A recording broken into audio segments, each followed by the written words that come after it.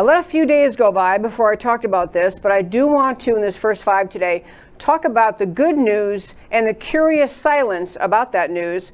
The news that Kevin Clinesmith, the former FBI attorney, is the first to plead guilty in ObamaGate. The reason I want to first say why it's so great that this is finally one good thing is happening, one conviction, or at least one guilty plea is coming out of this investigation, is because there was growing concern among many Americans who watched what happened with the Trump-Russia collusion hoax, watched the Mueller investigation eat up years and millions of dollars and nothing come of it. And then finally an investigation begins of what happened inside the FBI and DOJ, and it seemed as though, and it still seems to most people, that things are grinding along very slowly. Attorney General Barr had an interview recently where he still seemed kind of saying, well, we're getting closer, these things take time. So it's good that one conviction is going to happen, at least one guilty plea happening. So Kevin Clinesmith, former FBI attorney, what he pled guilty to was falsifying information in a FISA warrant related to Carter Page. So he changed information to make it more likely to have that affidavit to get a FISA warrant appear to be valid. And that's a felony. You can't put false information, and it was clearly designed to speed along or to legitimize that FISA warrant application. I want to hit a couple points about it, though, that these are just kind of mind-blowing things to me. First of all, this came to the attention of America because of the last December, after the Office of Inspector General Michael Horowitz actually wrote about this a little bit in his report. Clinesmith, who was at that time just identified as OGC attorney, altered an email from a separate U.S. federal agency, assumed to be the CIA, to falsely state that Page had never worked with the CIA. So he changed something to make it more likely they get the warrant application. What I want to mention, 2 things I want to say in this first 5 today about this. Number 1 is this guy did this understanding, obviously, he went to law school. He has a prestigious job. He is working in where we trust in our country, we trust our law enforcement agencies to operate above the law. Rule of law, all men are equal, law applies equally. They're not supposed to have a political motivation at all. And so you have to ask yourself, because the political motivation is very clear. It wasn't a mistake. He's acknowledged he willfully changed it.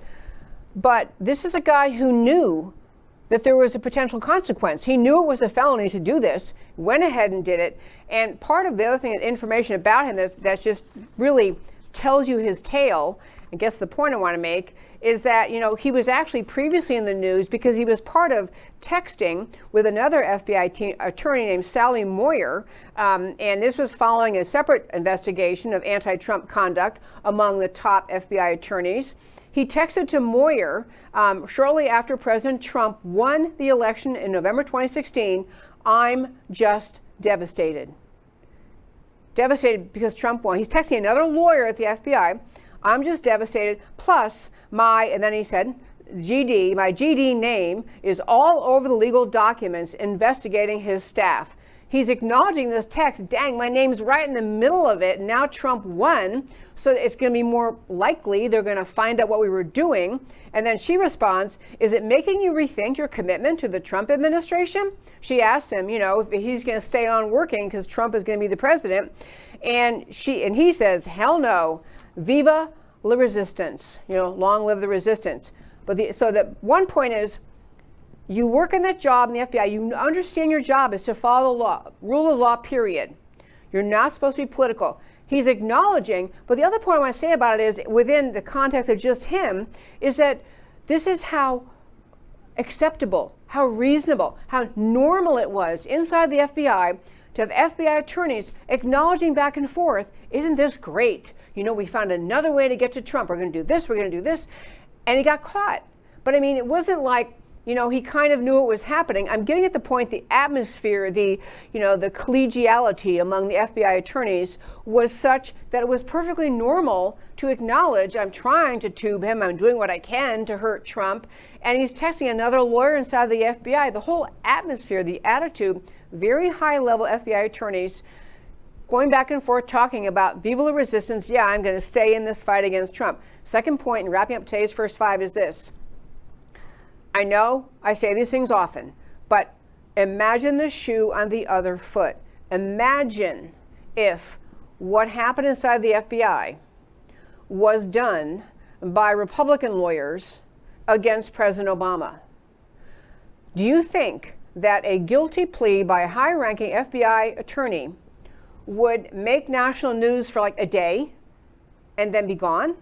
Or do you think, as I do, that the story will be repeated over and over and over and over, and every time you open the paper, another way to weave the story into a major headline of, wow, well, you know, Kleinsmith, who is, after all, the attorney who committed a horrible offense against the great President Obama.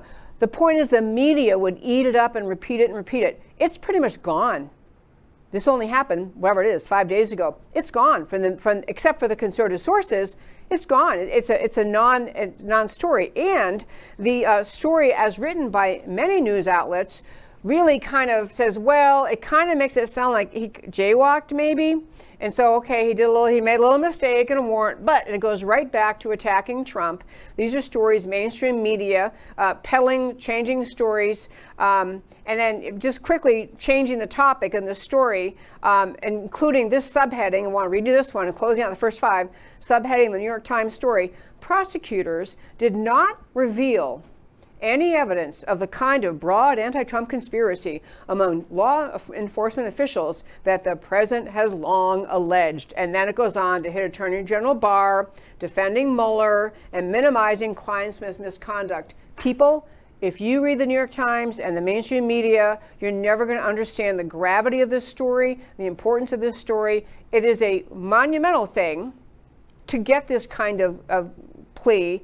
And I really hope it's just the beginning. I hope we're really truly about to see, as many people say, supposedly by Labor Day, we're going to have more of a full idea of what we can get out of Attorney General Barr and U.S. Attorney Durham investigating this, of the full and more complete story, what happened inside the FBI and the DOJ. And that, my very fine friends, is today's First Five.